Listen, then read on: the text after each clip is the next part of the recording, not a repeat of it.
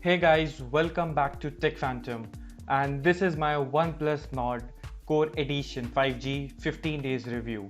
So if you are new here, then consider subscribing to our channel Tech Phantom and also hit that bell icon so you never miss an update from us.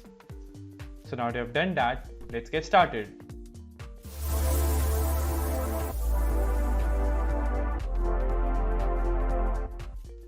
Now this review has come after the intense and the daily usage as my primary phone for the OnePlus Nord CE. Now before getting into the whole review, let me take to you and refresh your memory for the specifications of the OnePlus Nord CE.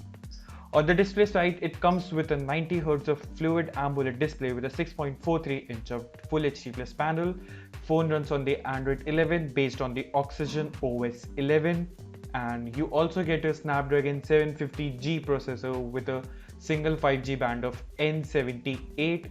For the memory, it comes with a 6 plus 128GB of a base storage and up to 12 plus 256GB of a UFS 2.1 storage.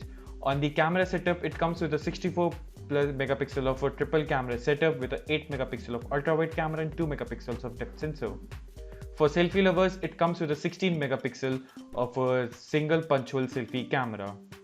On the battery side, it comes with a 4500 milliamps of battery and it can charge your phone up to 70% in under 30 minutes with a OnePlus Dart Charge 30 watts.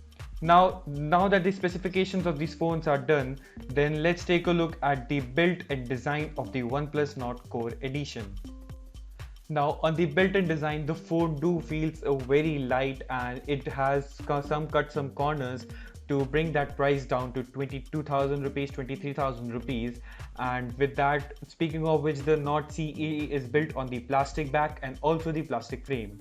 Now that the plastic is not considered as a good material for a phone and it feels cheap, but whatever the other reviewers say, but I feel pretty happy over the build quality of this phone. This phone doesn't feel cheap, and the design of this phone, I personally loved it. And the phone with that plastic build, the phone was able to get a weight of over 170 grams, which is pretty light.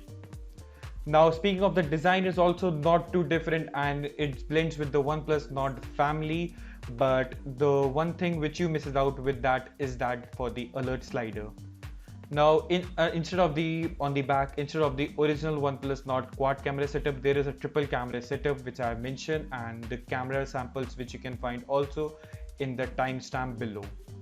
Now the photos and the phone really feels pretty balanced, and it has a in-hand feel and it can be easily used single-handedly. So that's it about the build quality and the design. Now speaking of the ports for the OnePlus Nord CE, it comes with a returning of the headphone jack to the OnePlus Nord after it was removed after the OnePlus 6T. Now on the bottom it is accompanied by the Type-C charging port, and it supports a UFS 2.1 and with the single main mono downwards firing speakers. On the left there are the volume rockers, but on the right there is a little disappointment for some of the OnePlus fans that the signature OnePlus alert slider is gone from the OnePlus.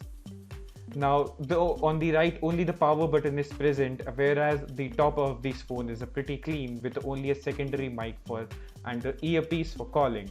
On the display side, the 90Hz of Fluid AMOLED display with a 6.43-inch of H2 Edge display feels that the phone is fully covered and it's not a mid-ranger, and alongside the bezels of this phone is very less. Now the one more compromise which OnePlus has done over here is that it doesn't have a Gorilla Glass protection unlike the original OnePlus Nord, and also that instead of a dual punch hole selfie camera, there is only a single selfie shooter, and it provides that the slim bezels around with a good experience. Now if we are moving further, and before moving further, if you are enjoying this video, then consider subscribing to our channel Tech Phantom and help us reaching out to our 1000 subscribers goal. We are really near to that mark.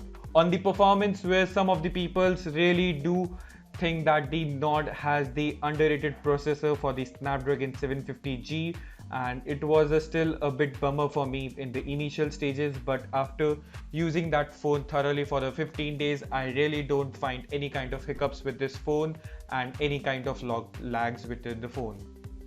I was using this phone with a decent usage and with not some heavy intensive gaming that much, but and over here I am having a 6 plus 128 gigabytes of variant.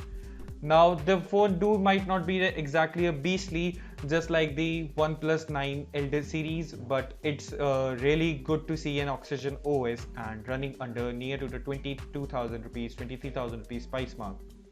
Also, if we talk about the next thing which comes is the software, which really makes the OnePlus brand, and the software on the OnePlus Nord is one of the smoothest skins available for the Android, and it's the Oxygen OS 11, which really holds pretty good for the daily tasks, including for the surfing of the social media and a bit of a gaming.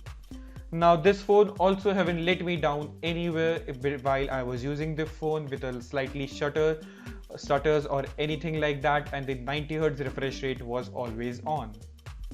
Not only that, the OnePlus also gives this smartphone for a software update for over 2 years and 3 years of security patch, which we don't often see with the mid-range department for the other smartphone brands, which you get only 1 year of a software updates. Now talking about this after the performance about the battery of the OnePlus Nord CE 5G, as I've mentioned, it packs a 4500 mAh battery life with a great optimizations on the software, and it gives me a decent screen on time with a 6 to 7 hours of screen on time. Now with this battery life and the software optimization, I was able to end up my day with a 20 to 30% of battery life and the juice left in the tank with a moderate usage, and with that I was able to get an impressive 30 watt charge, can charge your OnePlus Nord CE from 0 to 100 in about an hour. And also the 10 minutes of battery top up will give you about 25 to 30% juice for the battery, which is pretty decent amongst this price point. And now it's time to move our focus towards the camera and the 64 megapixel triple camera setup, which was being paired with a 8 megapixel of ultra wide and a 2 megapixel of depth sensor. The phone does not comes with a fully fledged cameras from the quality as we see on the OnePlus 9 series obviously, but the camera app is the OnePlus official camera fully fledged camera application with a pro mode, nightscape and the slow motions and many much more features included into the camera app. But however, I am still finding the purpose for the 2 megapixels of depth camera, or is it just for a count? Now the phone do really picks with a good quality images with a 64 megapixel of a primary camera and the saturation, and however I feel a bit difference with the image quality when the shots were taken from the ultra wide lenses of 8 megapixels. Not to mention that the only I would say that this bad drawback with this camera is that you don't get an OIS support, and which might be a bummer for a few of you, as it sometimes the photos do get blurry and the videos recording doesn't feel the same. For the selfie lovers, the phone do comes with a older camera module of 32 megapixels, which you can also find on the OnePlus 9 series, OnePlus 8 series, 7 and the 6 series also, and from the OnePlus Nord 2. So that camera isn't different from the other selfie cameras from the OnePlus Nord. Now my final conclusion I would say for this phone is that the phone starts for rupees 23,000 for 6 plus 128GB variant, which I was using, and for that phone price I really feels that the phone is a very good, delivers all of its promises and the core features from the OnePlus, and it's really one of the phone to go with. Being said that, the OnePlus Nord CE is just less than the 2000 rupees from the original OnePlus Nord, and with that you do miss out with the glass back and the Gorilla Glass display quality and the HDR10 Plus support with the gone of the iconic OnePlus alert slider. Now the downgrade of the processor with might also be a bummer for some of you, so for that I have also mentioned the speed test above. Now the thing that makes OnePlus Nord CE the real core edition is because of the return of the headphone jack and the pricing of this phone, which is placed very well amongst the competition at this 20,000 rupees price bracket, 20 to 25,000 rupees.